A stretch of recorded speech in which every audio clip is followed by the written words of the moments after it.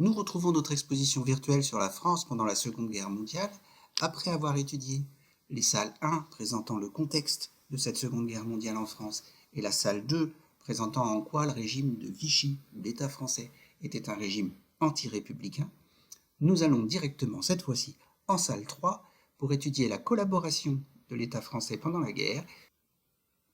Puis en salle 4, nous étudierons la résistance de certains Français à cette collaboration et au régime de Vichy. C'est donc parti pour la salle 3, la collaboration d'État ou comment l'État français a aidé l'Allemagne nazie.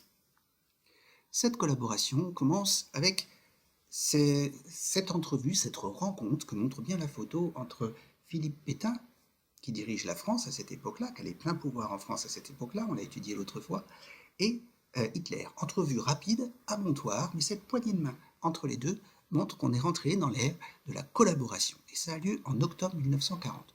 Pourquoi Pétain a fait cela? D'après les arguments qu'on peut lire à droite à gauche, il pensait que ça améliorerait, cette collaboration, le sort des prisonniers français détenus en Allemagne, que ça faciliterait peut-être la circulation entre la France libre et la France occupée, et que ça faciliterait peut-être l'approvisionnement du territoire français. Qu'est-ce qu'il y a plus concrètement dans cette collaboration? La collaboration, d'abord, elle est économique. On demande aux Français, c'est ce que montre la fiche de gauche, d'être volontaires pour aller travailler en Allemagne, ce qui permettra de récupérer certains prisonniers français qui sont en Allemagne. La relève, c'est ça.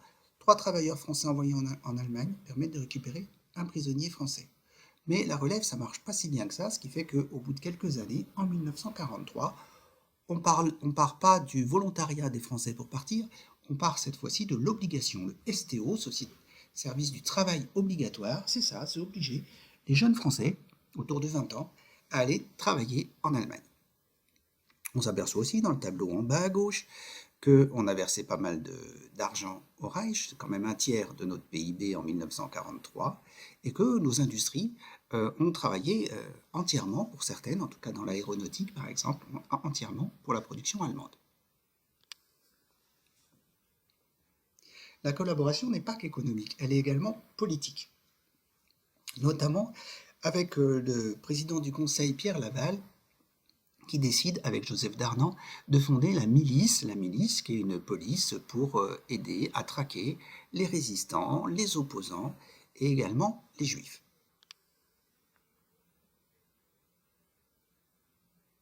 Enfin, la collaboration est aussi une collaboration par rapport à l'antisémitisme. On l'a vu dans d'autres expositions virtuelles. Dès octobre 40, l'État français a pris un statut des juifs interdisant de mettre des juifs à des postes à responsabilité. Dès 1941, que ce soit en zone nord comme en zone sud, l'État français organise des rafles de juifs qu'il met soit dans des lieux de détention, comme c'est le cas en bas à gauche avec la photo du camp de Pithiviers, ou qu'il met dans des camps de transit pour ensuite les livrer à la Gestapo et que ces juifs soient déportés. La rafle la plus importante qu'on ait eue en France a lieu à Paris, elle s'appelle la rafle du Veldiv, et elle a déporté, arrêté 13 000 juifs, dont d'ailleurs 4 000 enfants, qu'on a mis dans un vélodrome comme ça d'hiver et où rien n'était prévu pour les accueillir. Ils sont restés là plusieurs jours avant d'être déportés dans les camps et notamment vers Auschwitz.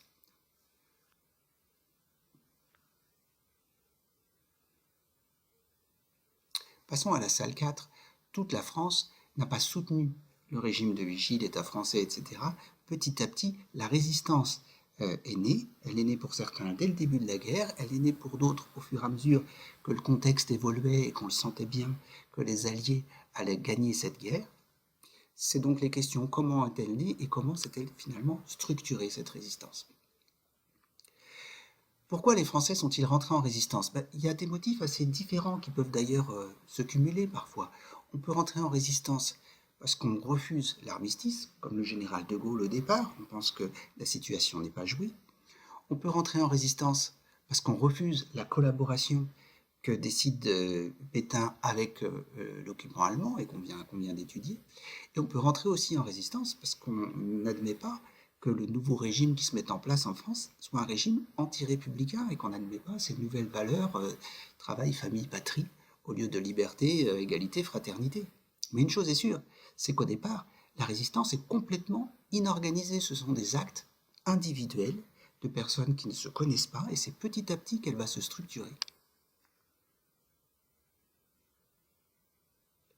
On a d'un côté la résistance extérieure, celle qui naît suite à l'appel du général de Gaulle le 18 juin 1940 à la radio de Londres, l'appel à le rejoindre depuis Londres. Il a été rejoint par certains officiers français, il a aussi été rallié par les territoires coloniaux, notamment l'Afrique équatoriale française, la zone qui est entourée sur la carte, qui a permis de continuer la lutte, notamment en Afrique du Nord et au Moyen-Orient, et qui permettra aussi de préparer le débarquement, et notamment le débarquement de Provence dans le sud de la France en août 1944. L'air de rien, c'est quand même 70 000 soldats qui seront concernés. Et puis, on a bien sûr sur le territoire français une résistance qui se met en place aussi, qu'on appelle elle la résistance intérieure, qu'on peut en gros séparer en deux groupes. D'un côté, il y a ce qu'on appelle les mouvements de résistance, qui sont plus là pour faire de l'information. On le voit, j'ai mis des titres de presse comme Franc-Tireur, Combat ou Libération, des journaux clandestins, qui peuvent aussi faire des tracts. Et puis, on a de l'autre côté une résistance qui se structure en réseau. Alors là, c'est plus la branche, on va dire, militaire de la résistance, celle qui va apprendre à s'armer, à manier les armes, à faire du sabotage, à rejoindre le maquis, à organiser des évasions, ce genre de choses-là, ou des attentats. Ces effectifs de la résistance, ils ne vont cesser d'augmenter au fur et à mesure de la guerre. D'abord en 1941, quand l'URSS va rentrer en guerre, ça va faire rentrer pas mal de communistes en résistance. En 1943, quand on va décider du service du travail obligatoire, ça va faire rentrer pas mal de jeunes qui ne veulent pas partir travailler en Allemagne dans cette résistance. Et puis en 1944, quand avec le débarquement, on sent bien que l'Allemagne est en train de perdre ce conflit et qu'on ne veut pas se retrouver dans le camp des vaincus une fois que ce sera la fin de cette guerre-là. Alors, les résistants, vous voyez qu'ils peuvent aussi taguer certaines affiches en mettant un V pour victoire, qui est leur signe un peu de ralliement, ou la croix de Lorraine, qui est le symbole de résistance derrière De Gaulle. Plus on avance dans le conflit, plus arrive le souci d'unir cette résistance, de ne pas avoir plein de groupes différents. Et pour unir cette résistance, c'est De Gaulle qui se charge de ça. Déjà, régulièrement, il adresse depuis la radio Londres des messages à la résistance en France, en l'appelant à manifester, il envoie des messages codés, etc. Il organise des parachutages clandestins d'armement. Mais surtout, à partir de 1943, il va charger Jean Moulin, qui était un préfet français, il va le charger d'essayer d'unifier cette résistance française dans un organisme qu'on appelle le CNR, Conseil national de la résistance, où seront regroupés les principaux chefs des différents partis politiques, des différents syndicats, des différents mouvements de résistance, avec pour but de préparer l'après-guerre. Qu'est-ce qu'il faudra faire très vite dès que le territoire sera libéré? Assez vite, les résistants qui sont dans les maquis vont aussi intégrer les forces françaises de l'intérieur pour aider à la libération du territoire. Cette résistance a permis pas mal de choses, notamment elle a permis à la France de faire partie des vainqueurs de cette guerre, et elle permet à la France aujourd'hui d'être membre permanent par exemple de l'ONU. Mais cette résistance a forcément eu un coût énorme qu'on ne connaît pas bien parce qu'il fallait être clandestin pour être résistant. Tous avaient une double identité, etc. Donc on ne peut pas avoir exactement le nombre de victimes. Il est forcément important puisque les résistants étaient à la fois traqués par les forces allemandes de la Gestapo, par les forces françaises de la milice, parce qu'ils ont été souvent torturés pour dénoncer les autres personnes du mouvement de résistance, parce qu'ils ont parfois été exécutés, parce que quand on ne les trouvait pas, on prenait des otages et on exécutait des otages. Donc pour tout cela, le coût de la résistance, effectivement, a été énorme. Voilà pour la fin de cette exposition. J'espère que tu auras retenu et mieux compris comment la France s'est comportée dans cette Seconde Guerre mondiale, avec